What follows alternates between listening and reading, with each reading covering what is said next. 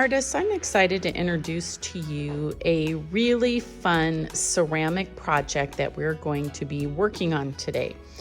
This project does require a number of materials. The first set of materials you'll need for the sculpting process are going to include the rubric. There is a handout with a variety of koi or carp. You're going to need either the slab of air dry clay if you're working at home, or a slab of kiln fired clay if you're working here at school. You'll need a couple different sculpting tools. In this case, we're going to be using some popsicle sticks, this stick, and a straw. And then you'll likely need some water if you have a sponge for smoothing. That can be helpful as well. Let's take a moment, artists, to review the learning targets for our project. If you take a look at the rubric, you'll see students will sculpt texture in glaze or paint in Asian-inspired koi fish. Now, chances are you've actually seen koi fish or carp before. Sometimes people will have what's called a koi pond with these beautiful fish, even in their yard or in places like the botanic gardens. Koi fish often appear in Asian art in particular. They can represent endurance or strength in Chinese art and can be associated with powerful dragons in folktales. In Japan, koi fish can represent good luck. Both classic, so old, and new artists from our time can incorporate koi into their artworks, including printmaking, painting, ceramics like us, and more. Here are the specific targets for the project. First, you are going to create and smooth a basic koi form using a slab or a pancake of clay. Then you're going to use a variety of tools to give your koi features and textures. And finally, after our koi have dried or have been fired in the kiln, you're going to apply glaze or paint with warm and neutral colors. And finally, add a layer of clear coat or Mod Podge to give your koi a finished look.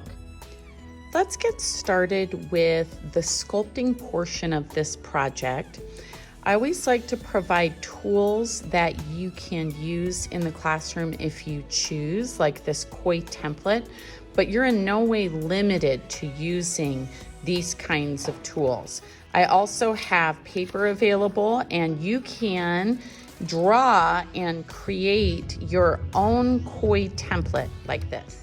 Students, I just did a quick sketch using this image as kind of a guide. Did it in pencil, went over it in Sharpie, and this could be cut out to be my own personal template as well. For the sake of this video, I'm going to be using our regular kiln-fired clay.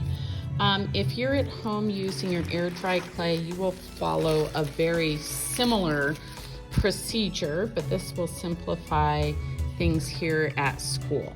So first of all, I am going to use my template. It may be that you have to move it around to see which way that it fits. I'm going to set it here, and then I need to cut around the koi shape. You can use a stick. You can also use a popsicle stick as well, like this.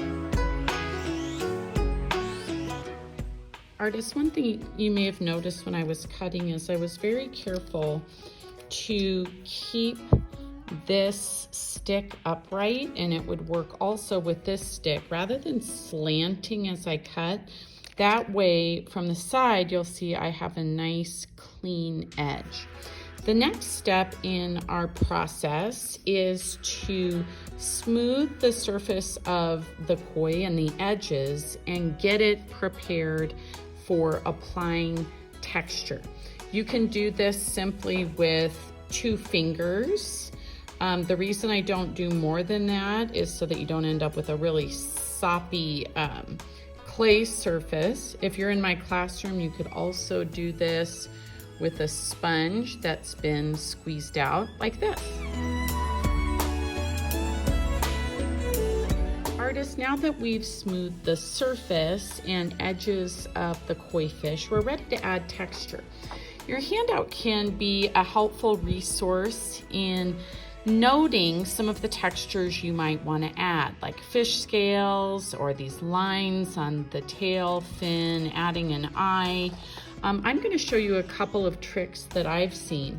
First of all, I think it can be helpful to designate where the head and the fins are. So I'm going to do just a lighter line, kind of defining those areas so that it's clear in my own head where to begin and end the different parts. I'll do just a line right about here. Notice that I etched just on the surface. I didn't want to go too deep and to weaken the structure of the fish. Now, for the fins, you may decide that these popsicle sticks are a helpful tool to use. You can use either size, and basically what you can do is press them into the surface of the clay, again, not going so deep as to smash the fish, but doing more of just a surface texture. And you'll see here that I'm doing rows, but each time that I do a row, I adjust just a tiny bit. So if you see here where those two round shapes meet, rather than stacking it directly underneath, it's kind of like brick. I'm gonna go to that center point, and that's gonna give me a much more realistic looking scale. So I'm gonna go ahead and texture the body.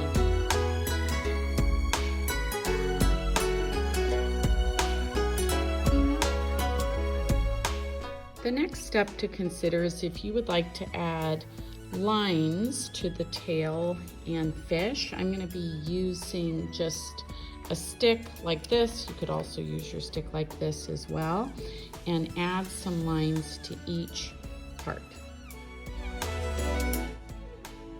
The last detail or texture that I need, our koi definitely need an eyeball, and there's a couple of different ways that you could do this.